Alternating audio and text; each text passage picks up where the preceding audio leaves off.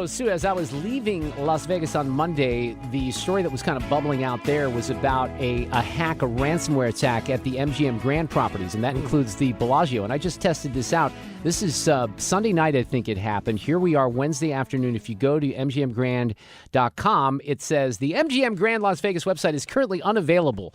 For restaurant options and reservations, please visit here. And they have all the links to it. But they are down. Apparently, people were locked out of their rooms. Ooh. It was pretty significant. Our friend George Rosenthal, who has talked about these ransomware attacks for years, is why he's in business. One of the owners of ThrottleNet is with us this afternoon. Hey, George, welcome back. This is a pretty big one, isn't it? This is a big one, absolutely. I mean, and they keep getting bigger. That's what's crazy. And we've had so many just in the last few days. This weekend has been absolutely insane for cyber attacks between hospitals in Illinois, St. Louis County, and now you got Las Vegas. And to lock out thousands and thousands of people, I mean, there's millions of people's data that's inside those resort systems, from everything from names, birthdays, because when you rent a hotel, you're putting a credit card down. They have some information about you, and that's all stored there. And then on top of the fact that they actually infiltrated the gaming floor and shut down all of the electronic games, any of the slot machines that were electronic, they locked down the entire gaming floor, which is fascinating to me because you'd think that a casino is Fort Knox. They're great with physical security. But what are they doing, from a cybersecurity on a digital level? It's crazy. Okay, so this is really fascinating because there's a tweet out there from this group, VX Underground, and I guess the company that's claiming, or the hackers that are claiming responsibility is ALPH. It's ALPHV, and this group, listen to this. The group that tweeted says, all ALPHV ransomware group did to compromise MGM Resorts was hop on LinkedIn, find an employee, then call the help desk. A company valued at $33.9 billion was defeated by a 10-minute conversation. Now, that makes no sense to me. So what does that mean, and how did that happen? That is the definition of social engineering. That is exactly one of the things we talk about in all of our cyber security awareness trainings that we do with clients and prospects. We do this constantly, and social engineering is no different than getting somebody on the phone, acting like you're an employee. You lost your credentials. You don't want to get fired. Maybe it's your first week, and you don't want your boss to find out. And you really tug at those emotional heartstrings to the person that's on the other line.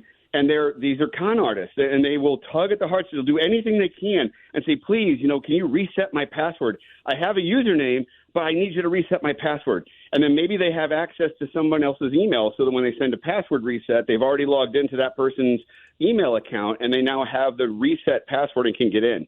That is the pure definition of social engineering. So absolutely. The estimates are that just the MGM Strip properties bring in about $13 million per day. So they're losing millions and millions of dollars. But obviously this group is wanting some ransom. How does this all sort itself out?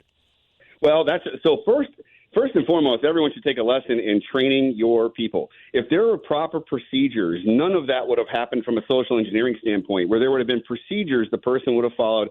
No matter how much you emotionally try to get a resetted password or something like that, you would have followed a procedure. So training is a serious problem there. To get this resolved, my goodness, it depends on how many of the 5 pillars of NIST, which is the government standard for cybersecurity, that they followed. Meaning if they didn't set up proper backups, if they didn't set up proper systems to go ahead and clean everything out, it depends on how much data is encrypted. Not only are they losing millions, but what's wild is the hackers also know, the bad actors know how much they can afford to pay in ransom. So they may lose millions in ransom. Now, here's what's even a bigger kicker. Not only were they losing millions on the gambling floor, they're losing millions in the resort and the hotel.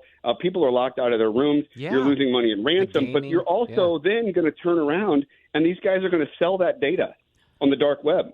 So there's so many facets to just one simple training act to train an employee to say, look, I understand you lost your password. I know it's a sad thing. You're not going to get fired. And they follow certain procedures. But imagine if that had happened, so this social engineering doesn't occur. We see it all the time where someone will be carrying a pizza and they'll act like they have a delivery and there's a door lock at just like at your radio station. Yeah. You cannot let somebody in the door when you guys leave.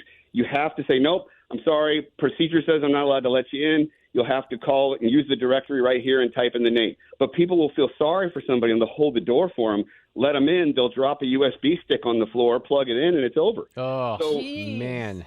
So you got to really be aware of it. You got to train, and understand why procedures are in place. And you're not being a bad person by making that person not have a password reset or making them wait outside in the parking garage before they're allowed into the station. Wow. There's reasons for all of that. But, George, I got 1 minute left, though. Is there any other option outside of paying this ransom for the MGM folks, or is that the way it's got to be? And then is any of this connected with what's happened locally? You mentioned St. Louis County and the hospitals. Are these all just separate bad actors and it's sort of coincidental?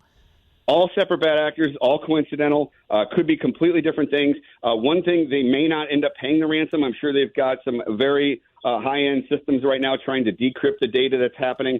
But in the end, if they cannot decrypt everything they need in order to get all systems back up, they may not have another option but to pay, cross their fingers that the bad guys give them the encryption keys and open up all the data again. Imagine going to Las Vegas. You have trips that are planned for months in advance. If you were, by the way, Sue, if you were going to the Ed Sheeran concert at Allegiant on Saturday night, that thing gets canceled 20 minutes before the doors are supposed to open because they have a big equipment load-in problem, and then you lose your room and you can't game at MGM Grand. That would be a double whammy, right, George? Could have been a bad weekend. That'd be terrible. Oh, my goodness. George Rosenthal, terrible. thank you so much. That's fascinating. Thank you. Fascinating, not in a good way. No, George is so great. Stay tuned on that. He is.